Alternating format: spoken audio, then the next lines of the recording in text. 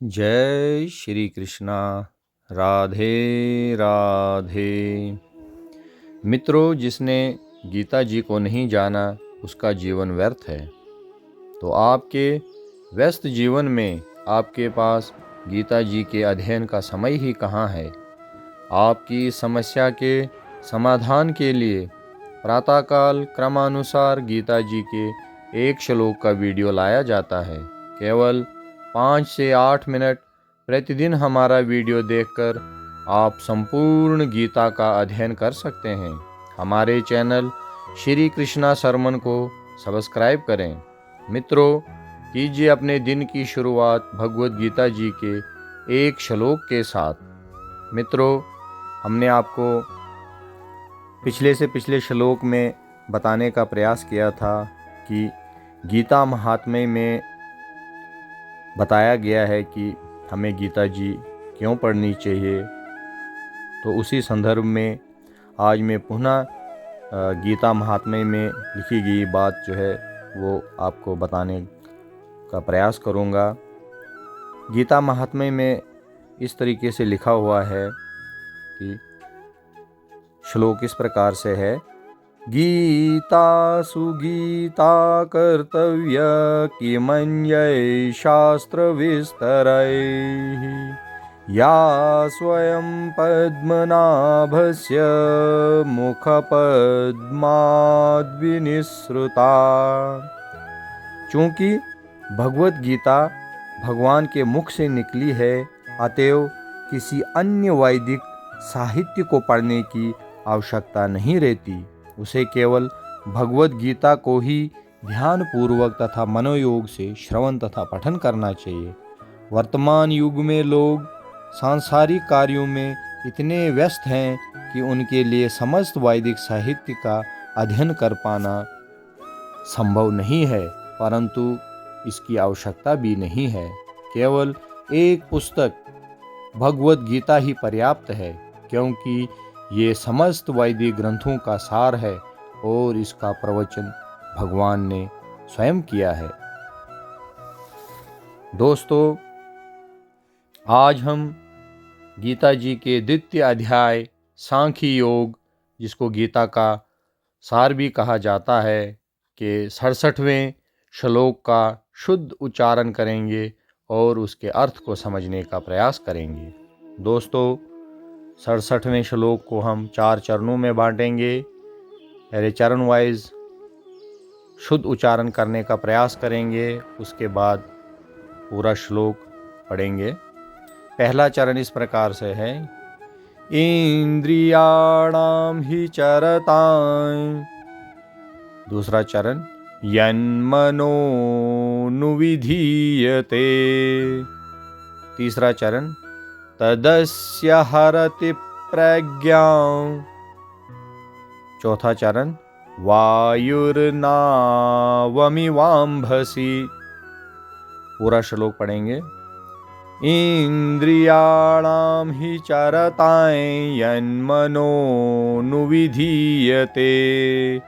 तदस्य हरति प्रज्ञां वायुर्नावमिवाम्भसि।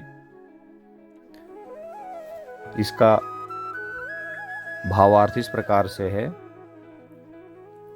जिस प्रकार पानी में तैरती नाव को प्रचंड वायु दूर बहा ले जाती है, उसी प्रकार विचरणशील इंद्रियों में से कोई एक जिस पर मन निरंतर लगा रहता है, मनुष्य की बुद्धि को हर लेती है। तात्पर्य यह है, जैसे जल में चलने वाली नाव को वायु हर लेती है, जैसे हवा पानी में चलने वाली नाव की दिशा बदल देती है, वैसे ही विषयों में विचरती हुई इंद्रियों में से मन जिस इंद्रिय के साथ रहता है, वो एक ही इंद्रिय इस आयुक्त पुरुष की बुद्धि को हर लेती है। अगर वो क्रोध में है तो और कुछ भी नहीं सोच पाएगा, और अगर प्रेम में है तो उसे किसी बात की सुध भी नहीं रहेगी। जिस भी इंद्रिय के वश में रहेगा, उससे उसके अलावा कुछ भी समझ नहीं आएगा। इन इंद्रियों के नियंत्रण से निकल कर इनको आपके नियंत्रण में रखिए दोस्तों। फिर देखिए आपके लिए क्या संभव है, सब कुछ संभव हो जाएगा।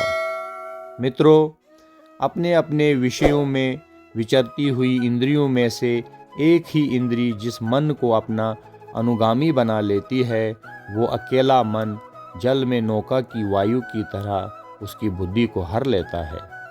ये मन विचलित होता रहा, यह मन की आकांक्षा, यह मन की कामना खत्म नहीं हो रही, ऐसा हो रहा तो क्यों तृप्त होने वाला नहीं।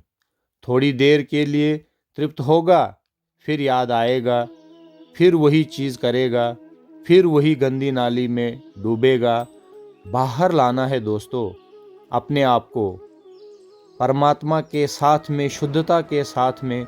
जब हम अपने आप को जोड़ लेते हैं परमात्मा, यानी मैं फिर यहाँ आप सब से कहना चाहता हूँ कि भगवान ये नहीं कहते कि आप मुझे श्री कृष्ण रूप में ही भजो। बहुत सारे मेरे साथी दोस्तों ने मुझे कहा कि भगवान जो है वो गीता जी में ये कहते हैं कि मुझे भजो मुझे भजो, परंतु हम उसका जो है मतलब जो है वो गलत निकालते हैं।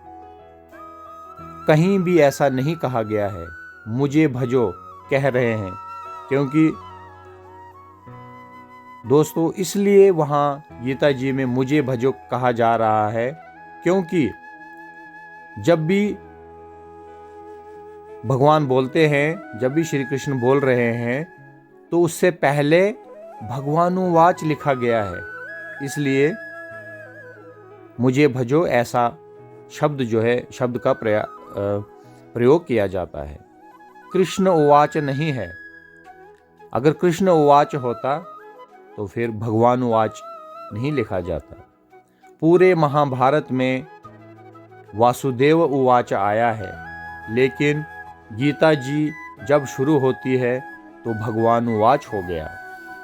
कृष्ण नहीं बोल रहे हैं, स्वयं भगवान बोल रहे हैं। भगवान का मतलब केवल श्री कृष्ण की ही पूजन करें, ऐसी बात भगवान नहीं कह रहे हैं।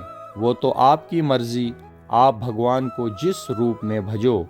किसी को हनुमान जी प्यारे लगे, किसी को शिव जी प्यारे लगे, किसी को राम प्यारे लगे, कोई फर्क नहीं पड़ता। दोस्तों, यदि समस्त इंद्रियां भगवान की सेवा में न लगी रहें और यदि इनमें से एक भी अपनी तृप्ति में लगी रहती है, तो वो भक्त को दिव्य प्रगति पथ से विपथ कर सकती है। जैसा कि महाराज अम्बरीश के जीवन में बताया गया है, समस्त इंद्रियों को कृष्ण भावनामृत में लगा रहना चाहिए, क्योंकि मन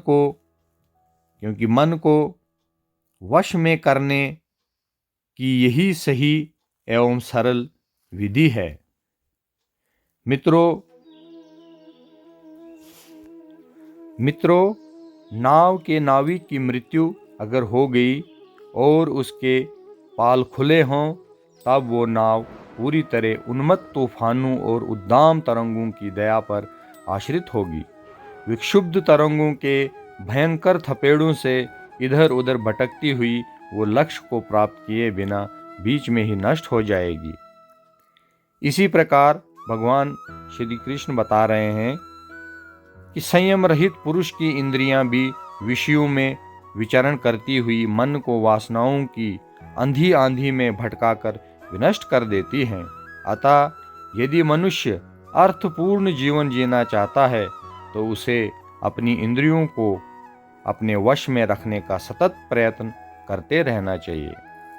दोस्तों, अगर आपको हमारी ये वीडियो अच्छी लगे तो कृपया इसे आप दूसरे ग्रुप्स में भी शेयर करें, और अगर अभी तक आपने हमारे चैनल श्री कृष्णा सरमन को सब्सक्राइब नहीं किया है तो कृपया आप हमारे इस वीडियो को शेयर करें, लाइक करें, कमेंट करें और हाँ, सब्सक्राइब करना ना भूलें।